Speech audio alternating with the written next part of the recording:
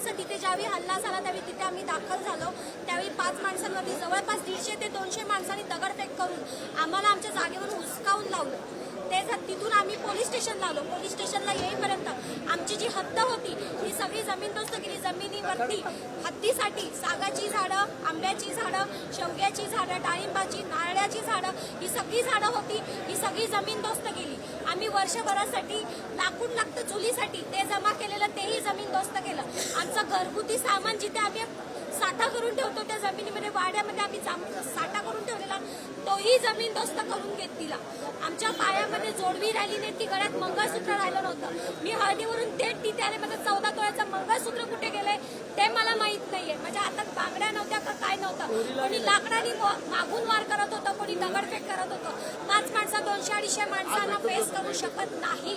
आम्ही पोलिसांना आमच्यावर जीव घेणं आम्हाला सांगू आज तुम्ही वाचला, उद्या तुम्हाला बघून घेतो। आम्ही कोणाची माणसं आहोत हे तुम्हाला माहिती आहे ना। हे वक्तव्य करण्यात आलं। दुसऱ्या दिवशी माझे दीर 15 टाकेची इंजुरी झालेली आहे, शेवटी आहात मरणार आहे। आम्हाला जीवे मारण्याचा प्रयत्न करण्यात येतोय। माझ्या मुलाला आणि माझ्या मिस्टरांना जीव घेणं हमला केलाय, त्याला मारायचा पूर्ण प्रयत्न केला। दबाव होता।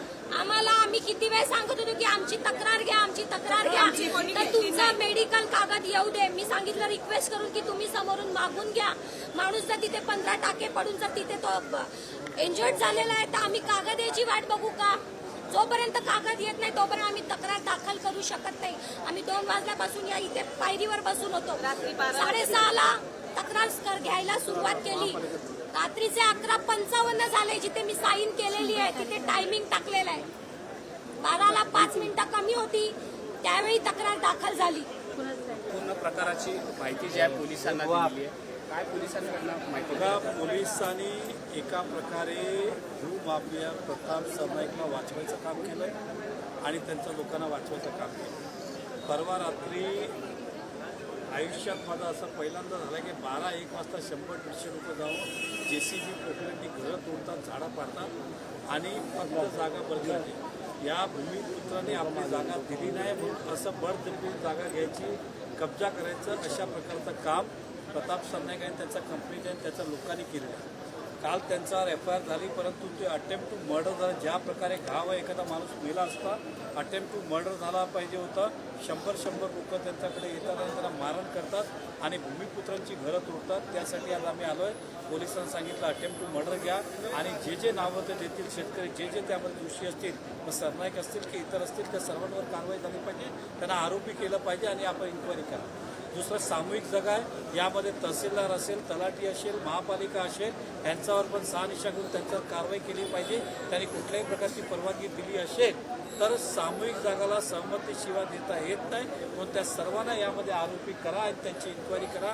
पोलिसांनी सांगितलं त्यांना लेखी द्यावं आणि या कुटुंबाला संरक्षण द्यावं आणि त्यांनी त्यांच्या जागेवर परत बसेल तर कोणी हकलू नये, यासाठी आज आम्ही पोलीस स्टेशनला आलेलो आणि पोलिसांनी मला आश्वासित केलं आहे की त्यांनी आपलं जे काही त्यांना म्हणायचं आहे, जेव्हा अजून आरोपीचे नाव ऍड करायचे असेल त्यांनी आम्हाला लेखी द्यावं, त्या दिशेने आम्ही CP साहेबांशी मिळून कारवाई करू। सर, गृहमंत्री भाजपचे आहेत, या संदर्भात काही आपण पत्रव्यवहार करणार आहात का? बघा, मी पत्रव्यवहार डायरेक्ट माहिती देणार आहे आणि या संदर्भातली माहिती देणार आहे, कारण सरकारचं नाव खराब होतोय की अशा मंत्र्यांनी अशा प्रकारचं काम केलं तर मग सामान्य जनतेने कोणाकडे न्यायाची अपेक्षा ठेवायची?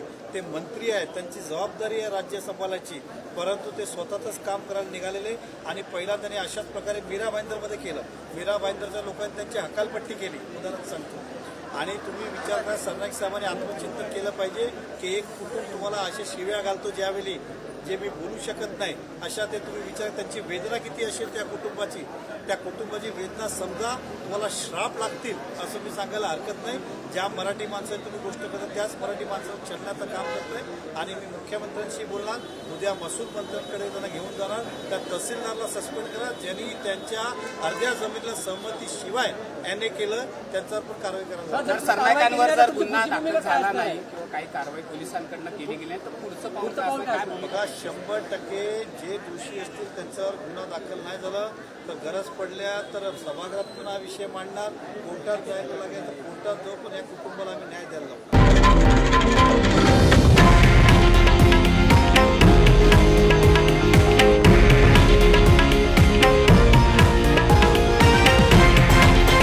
हे आहे देशातील नंबर 1 न्यूज नेटवर्क आणि आपण पाहत आहात TV9 मराठी, एकमेव.